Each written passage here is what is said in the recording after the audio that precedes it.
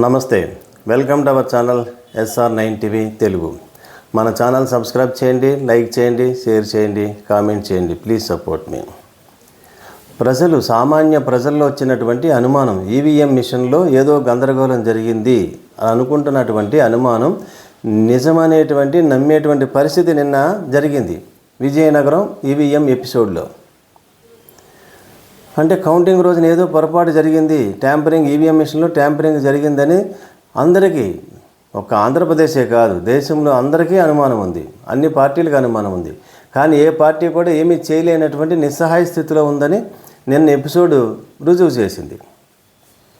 అంటే ఈవీఎం మిషన్లో ట్యాంపరింగ్ జరిగిందని నిర్ధారణ అయినా సరే ఇప్పుడున్నటువంటి పరిస్థితుల్లో ఈ ప్రభుత్వాలను, ఈ ప్రతిపక్ష పార్టీలు ఏమీ చేయలేవని మనం భావించవచ్చు. అదే జరగబోతుంది. ఇప్పుడు ఏముంది, విజయనగరంలో ఏముంది, ఈవీఎం మిషన్లో బ్యాటరీ ఛార్జింగ్ మీద కంప్లైంట్ ఇచ్చారు, ఓట్ల మీద కాదు. ఎందుకంటే ఎలక్షన్ రోజున వాడినటువంటి మిషన్ యొక్క ఛార్జ్ తగ్గుతుంది, మళ్ళీ కౌంటింగ్ రోజున మరింత తగ్గాలి, కానీ మరింత పెరిగింది, ఫుల్ ఛార్జ్లో ఉంది. సరే, కంప్లైంట్ ఇచ్చారు, నిన్న తీసుకుని వచ్చారు. కీ ఎపిసోడ్ కూడా చూడండి, కీ లేదన్నారు, తర్వాత మళ్ళీ పగల కొడతామన్నారు, కీ తీసుకొచ్చారు.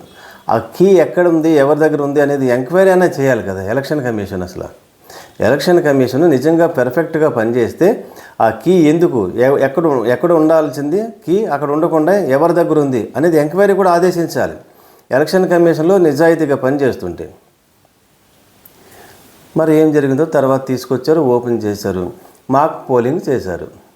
మాక్ పోలింగ్ చేసినప్పుడు ఏమైంది, ఈ తెలుగుదేశము వైసీపీ గుర్తులు తీసేసి పోలింగ్ చేశారు. పోలింగ్ చేసిన తర్వాత బ్యాటరీ ఛార్జ్ తగ్గింది, 80% చూపిస్తుంది. మరి తగ్గినప్పుడు మాక్ పోలింగ్ చేశారు. అప్పుడు అబ్జెక్షన్ పెట్టారు ఎవరు, నర్సయ్య గారు, బొత్స నర్సయ్య గారు, వైఎస్ఆర్సీపీ నాయకులు నర్సయ్య గారు, చంద్రశేఖర్ గారు అబ్జెక్షన్ పెట్టారు. మేము అడిగింది ఏంటి, మీరు చేస్తున్నది ఏమిటి, మేము అడిగింది బ్యాటరీ ఛార్జింగ్ గురించి, ఎక్కువ తక్కువ ఎందుకు పెరిగింది, వాడకపోయినా ఎందుకు పెరిగింది, వాడిన తర్వాత కూడా ఫుల్ ఛార్జ్ ఎందుకు చూపిస్తుంది, అది అడుగుతున్నాం. మీరు ఇది ఆన్సర్ చెప్పాలంటే కలెక్టర్ గారు అది ఎలక్షన్ కమిషన్ అడగండి, మాకు ఆదేశం ఎంతవరకు ఉందంటే మాక్ పోలింగ్ నిర్వహించే వరకే మాకు ఉన్నటువంటి ఆదేశాలు, ఎలక్షన్ కమిషన్ ఆదేశాలను మేము పాటించి మాక్ పోలింగ్ మేము నిర్వహించాం, మా డ్యూటీ అయిపోయింది. ఇంకా ఛార్జింగ్ గురించి అంటారా, ఈవీఎం బ్యాటరీ ఛార్జింగ్ గురించి ఎలక్షన్ కమిషన్ అడగండి లేదా కోర్టులో తేల్చుకోండి అని. అంటే సమాధానం చెప్పలేనటువంటి పరిస్థితులు అధికారులు ఉన్నప్పుడు సామాన్యంగా ఎవరికైనా ఎటువంటి అనుమానం వస్తుంది, ఏదో మోసం జరిగింది, ఏదో జరిగింది, గోల్మాల్ గందరగోళం ఇక్కడ జరిగింది అనేది ప్రజలు ఒక నిర్ధారణకు వచ్చారు. ఒంగోలులో కూడా అదే ఉంది, ఈవీఎం మిషన్లో రీవెరిఫికేషన్ అన్నారు, అక్కడ కూడా మాక్ పోలింగ్ అన్నారు, ఆగిపోయింది. ఇప్పుడు కోర్టు తీర్పు రిజర్వ్లో ఉంది, తీర్పు వచ్చిన తర్వాత ఏం చేస్తారు, మళ్ళీ సుప్రీంకోర్టుకి వెళ్తారు. ఒకవేళ ఈవీఎం మిషన్లో గోల్మాల్ జరిగిందని నిర్ధారణ అయినా సరే ఇప్పుడున్నటువంటి ప్రతిపక్షాలు కానీ, దేశంలో ఉన్నటువంటి పార్టీలు కానీ, అధికారంలో ఉన్న పార్టీలని ఏమైనా చేయగలవా, రాజ్యాంగం అలా ఏమైనా ఉందా, ఉండదు, ఏమీ చేయలేరు. మరి అటువంటిప్పుడు ఇదంతా ఏంటి, అందుకని పార్టీలు ఇది ఇలా జరిగి ఇలా అధికారంలోకి ఈవీఎం మిషన్లు అడ్డం పెట్టుకుని అధికారంలోకి వచ్చిన ఈ పార్టీలని ప్రజల్లోకి తీసుకెళ్ళటము, కోర్టుల్లో తీసుకెళ్ళి కోర్టులో కేసు వేయాల్సినటువంటి విధానం ఏంటంటే ఈవీఎంల మిషన్లు మాకు వద్దు అని దేశంలో ఉన్నటువంటి పార్టీలు అన్నీ కేసులు వేయాలి.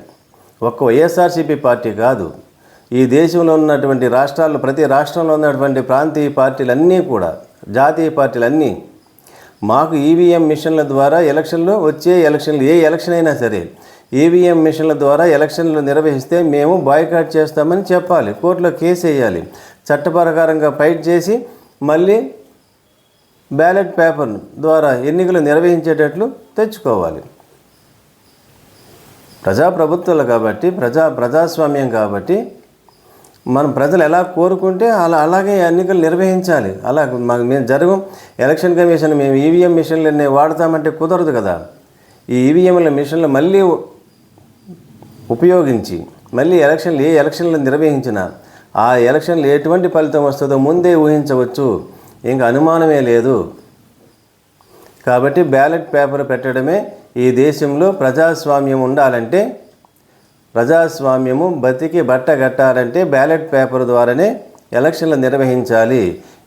అటువంటి ఎలక్షన్లే వస్తాయని, రావాలని ఆశిద్దాం.